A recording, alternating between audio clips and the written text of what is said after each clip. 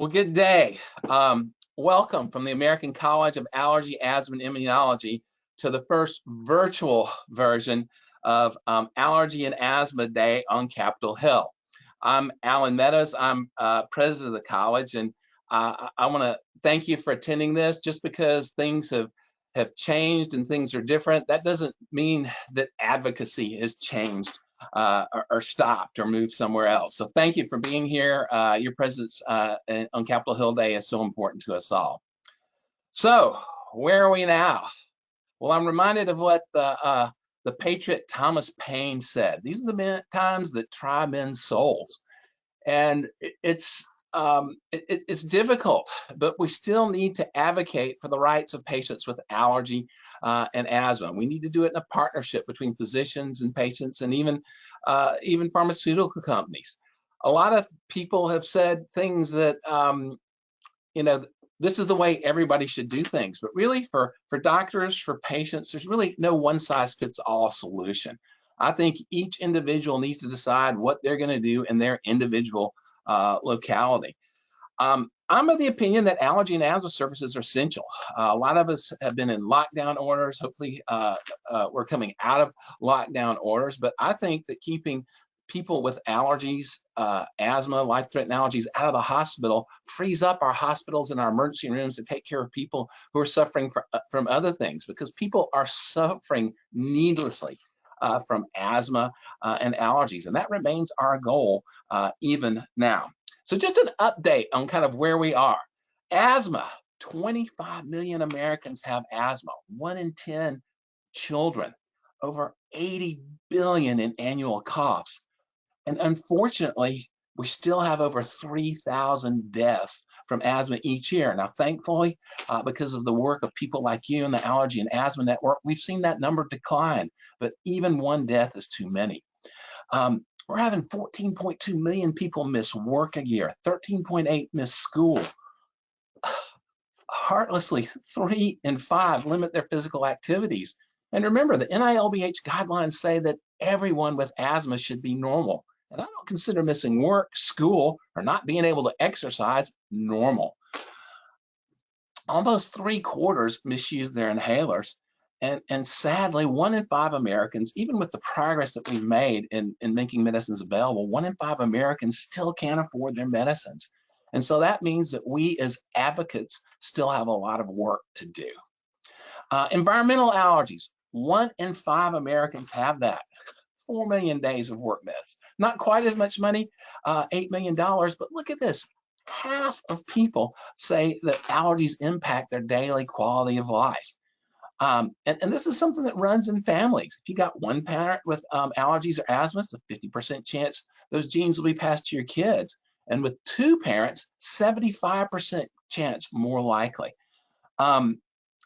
Environmental factors like pollen, mites, mold, pet dander are affecting things, and we get itchy, watery eyes, runny nose, sneezing. Really, the quality of life surveys that look at people with allergies, they're as bad as folks with asthma.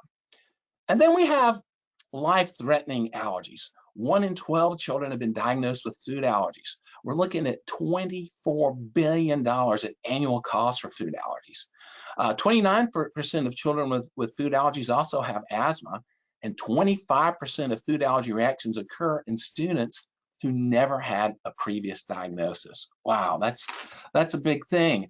And still, needlessly and sadly, 150 to 250 people a year die from food allergies. Now, stinging insect allergies, not as big in numbers as the other ones, but still 40 fatalities a year because of that. Where I'm from in Alabama, a lot of those are from fire ants. Needlessly, we have 400 people die a year because of drug allergies. And we still have a lot of people in the United States with latex allergy. So where do we go from here? Well, for those of you who know me, and I hope that there's some people here that do, you'll know I'm a big baseball fan. And Yogi Berra, the Hall of Famer from the New York Yankees, said a couple of quotes that I think are apropos for where we are now. If you don't know where you're going, you'll end up someplace else. And the future ain't what it used to be. Boy, what could be more true during this time when we're facing COVID-19? And I think COVID-19 will likely change the landscape of medical practices, including in allergies. We'd already begun to see, for a variety of factors, consolidation into larger single specialty groups. And so the time of the mom and pop practice may be somewhat fading. I don't think that's going to go completely away, but I don't think all these changes are bad. I think that we can more efficiently deliver healthcare. So things are going to change, things are going to shift. We don't need to panic about that.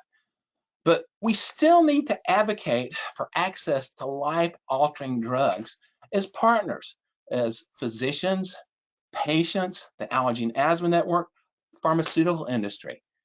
I know it's gotten kind of lost in the COVID-19 shuffle, but here in 2020, we have the first FDA-approved treatment for life-threatening food allergy. We're entering a new horizon. This is so exciting for us. And I know the drug that's available, I know there are criticisms of it, but we need to look at this as a first step. And so we'll learn from this in terms of dealing with our patients with food allergies, and we'll soon have better therapies. We've got novel targeted therapies for asthma. I've got many patients who are taking these biologic drugs. It's like they don't have asthma anymore. But these treatments are all very expensive. And there are a lot of factors out there that are trying to deny these treatments to our patients. And that's why it's so important that we as physicians, patients, advocate for access to these drugs. I'm reminded of history. I'm a little bit of a history buff as well, of the 1918 Spanish flu. People were saying things will never be the same. That you know, we'll never go back to normal. And you know what? After the 1918 Spanish flu, things never were the same. After a year and a half or so of recovery, they entered a period, a decade that was named after the decade, the Roaring '20s, because it was a time of unparalleled economic prosperity. And I don't want us to be negative. I want to encourage everyone to remain positive. You know, I know you're tired of this crisis and the compromises that we have to make. I am too. But remember, those of us who are here on this call, we're community leaders. And we often set the tone for our community. And I want you to encourage you to remain positive. Certainly, we don't want to spread the virus, but I want you to spread the contagion of a good attitude. And if you remain positive, then the people around you will remain positive, and we'll be able to achieve our mission of ending needless suffering.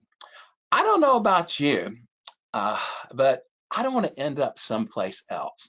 So thanks for attending the virtual version of Capitol Hill Day. I hope you find the rest of the programming enriching, as I certainly will. And we'll turn the program over to our host now. Thank you.